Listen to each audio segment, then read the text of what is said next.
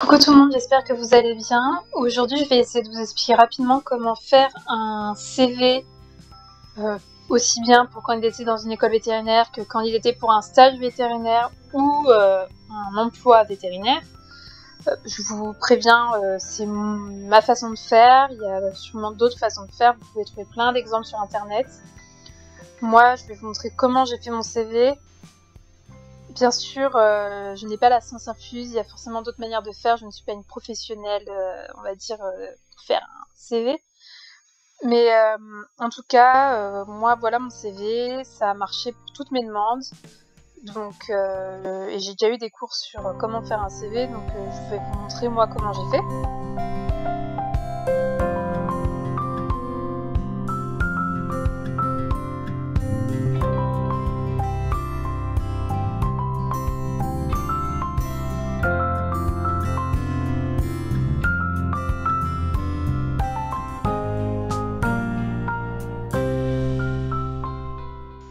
Alors tout d'abord, il est important sur votre CV de bien indiquer votre prénom, votre nom.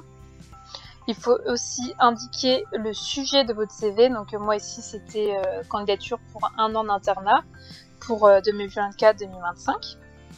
Ce que vous pouvez faire aussi, tout le monde ne le fait pas, mais c'est plutôt apprécié par les employeurs, c'est mettre une photo. Moi j'ai mis une photo qui me plaisait, que je trouvais simple et qui me correspondait bien. Le principal c'est que ça soit une photo portrait, pas de vêtements trop excentriques on va dire, à peu près bien habillé. Et vous n'êtes pas obligé d'avoir un fond comme j'ai avec de la neige, etc. Ça peut être un fond tout simple. Une photo où vous trouvez qu'elle est de qualité, où vous avez une bonne tête, on va dire. Ça fera bien l'affaire. Ensuite, vous mettez votre adresse email, bien sûr, pour que la personne puisse vous recontacter. Vous mettez votre adresse. Bien sûr, comme vous pouvez candidater dans des pays étrangers, vous précisez votre pays. Puis votre numéro de téléphone aussi pour pouvoir vous contacter. Un petit plus si vous avez un compte LinkedIn. Moi ce que j'ai fait c'est que j'ai ajouté mon lien de compte LinkedIn. Comme c'est un CV en anglais, j'ai mis mon lien anglais puisque j'ai un compte LinkedIn français et anglais. Vous pouvez aller sur LinkedIn et créer également votre compte anglais.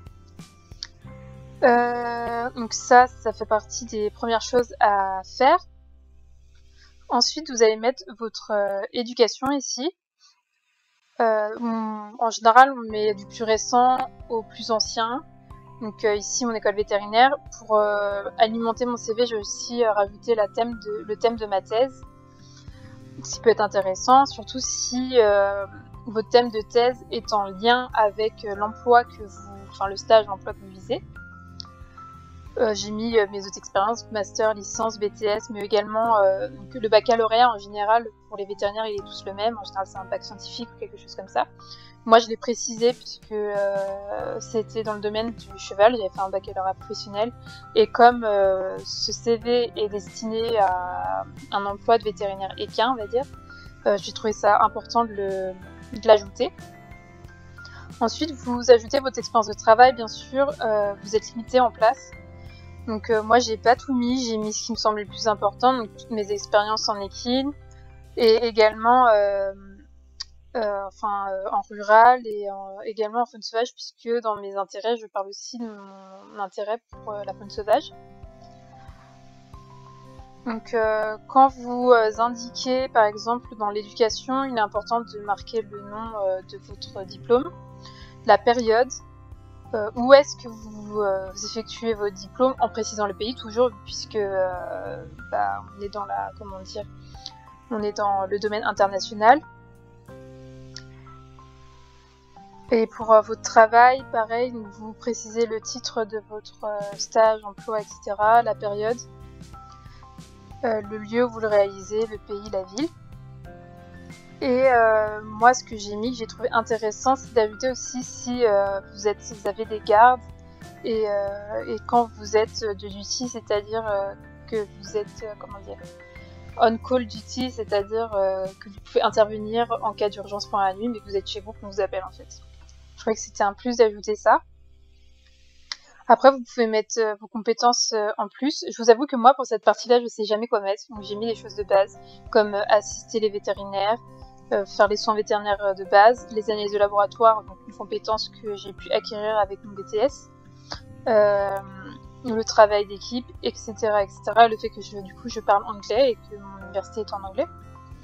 Ensuite, vous pouvez mettre vos intérêts. C'est bien de montrer également que vous ne faites pas que travailler à fond.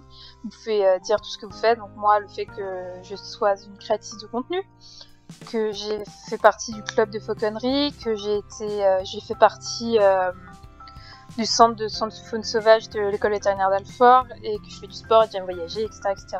Donc bien sûr, il faut mettre ce qui vous correspond à vous puisqu'on a chacun notre personnalité. C'est vraiment important. Donc ça vraiment c'est mon CV, comme je vous le disais, il n'y a pas toutes les informations puisque de toute façon c'est pas le but. Le but c'est pas que vous sachiez toute ma vie non plus. C'est juste pour vous montrer un exemple et comme je disais, là c'est un exemple, vous avez plein d'autres exemples sur internet. À vous trouver les couleurs par exemple qui vous correspondent, les formes qui vous correspondent. Comme moi j'ai choisi le vert, j'aime bien le vert, ça représente la nature pour moi donc c'est ce que j'ai choisi.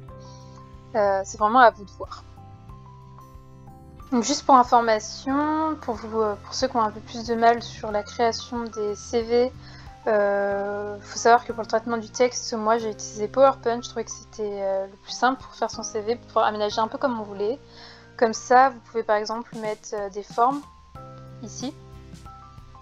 Et vous pouvez par exemple mettre un triangle comme j'ai fait là, comme ça.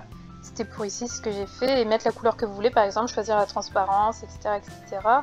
Là vous pouvez choisir le contour, le remplissage, choisir, si vous voulez un remplissage ou non, la couleur du remplissage, etc. Ensuite vous faites, pour séparer en fait vos cases, aussi bien pour pouvoir écrire ici par exemple à droite que à gauche, moi ce que j'ai fait c'est que j'ai été dans insertion et j'ai mis des zones de texte, comme ceci. Comme ça, vous pouvez écrire un peu ce que vous voulez. Et c'est pareil du coup pour le titre, on va dire, du document. Après, au niveau de l'écriture et des couleurs, en général, alors moi je sais que j'écris plus petit. Non, c'est 12, donc c'est bon, c'est parfait. Alors l'idéal, c'est de choisir une écriture simple. Donc ici, j'ai choisi Calibri en général, ça dépend. Ce qui est plutôt simple. J'ai décidé de mettre du 12, puisque c'est ce qui est recommandé sur tous les documents, de mettre du 12, une taille 12.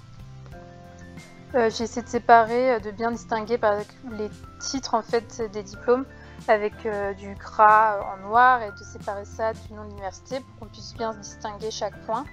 Et pour chaque partie, mettre en plus gros et en gras à quoi ça correspond, donc l'éducation et l'expérience de travail. Voilà, juste mes petites